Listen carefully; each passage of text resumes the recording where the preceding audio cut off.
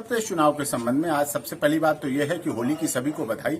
और होली साल भर का त्योहार है जिसमें गिले शिकवे गांव के लोग मिटाते हैं और आपस में गले मिलते हैं, साथ में होलिका दहन करते हैं और ये प्यार का त्योहार है। और बाद से होली मिलन चलेगा, लोगों के यहाँ सुख दुख में आने जाने वाले वो सुख दुख निभाएं। राजनीति अलग है, प्रधानी और सरपंची और ये पंचायत के चुनाव, ब्लॉक प्रमुख, ये सब कुछ अलग है। इनके लिए आपके लिए समय है, लेकिन ये अवसर ना जाने दें, इसलिए करें। और दूसरी बात जो आप लोगों को एक सवाल है कि भ्रष्टाचार हुआ, भ्रष्टाचार के आधार पर जातिगत आरक्षण हुआ, सीटों का रिजर्वेशन हुआ, सीटों का बंटवारा हुआ, इसलिए 2095 को भी नहीं, 1995 को भी नहीं माना, 2015 को भी नहीं माना। एक नया फार्मूला जो स्तर पर गया, जबकि आपकी आपत्तियां थी, जबकि आपके ऑब्जेक्शन थे, उसके बाद भी तो उसमें भी यह है कि उसके लिए माननीय योगी जी की सरकार है। आप लोग अपने जिला स्तर पर, प्रदेश स्तर पर शिकायत करें, जांच करें, उनकी भ्रष्टाचार निरोध अधिनियम जांच करें, उन अधिकारियों की जांच करें जिन्होंने भ्रष्टाचार को अपने करके इस सीटों का बंटवारा किया, जिससे आप लोगों को दुख है, जिससे आपके लोकतांत्रिक अधिकारों का हनन हुआ है। ये आप कर सकते हैं। योगी जी की सरकार है, निष्पक्ष एक संत की सरकार है, उसमें अगर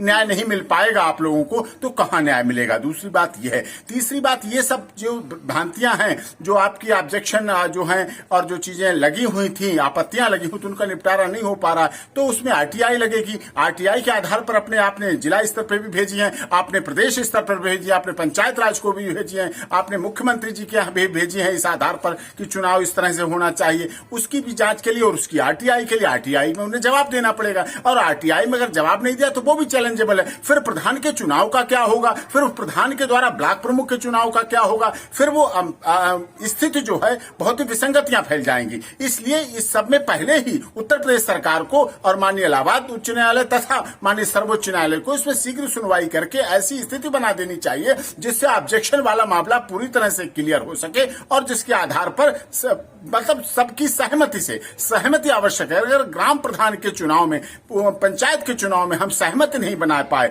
अगर हम निष्पक्षता नहीं दिखा पाए, अब हम लोकतांत्रिक अधिकारों का प्रदर्शन नहीं कर पाए, पंचायती राज की कुछ चीजों को नहीं ला पाए, अपने आचार संहिताओं को नहीं ला पाए, लोक प्रतिनिधित्व अधिनियम को हम नहीं ला पाए, इलेक्शन कमीशन के आधार पर हम नहीं कर पाए, तो फिर हमें अपने में दुख होगा कि हम किस शिक्षित वर्ग में हैं, हम कैसी सरकार में हैं। जबकि सरकार तो योगी जी की है और वहां किसी की कोई चीज की कमी नहीं होना चाहिए। इसलिए इन सबको करें और होली अच्छी तरह से मिलाएं, शांति से मनाएं, ये आवश्यक है।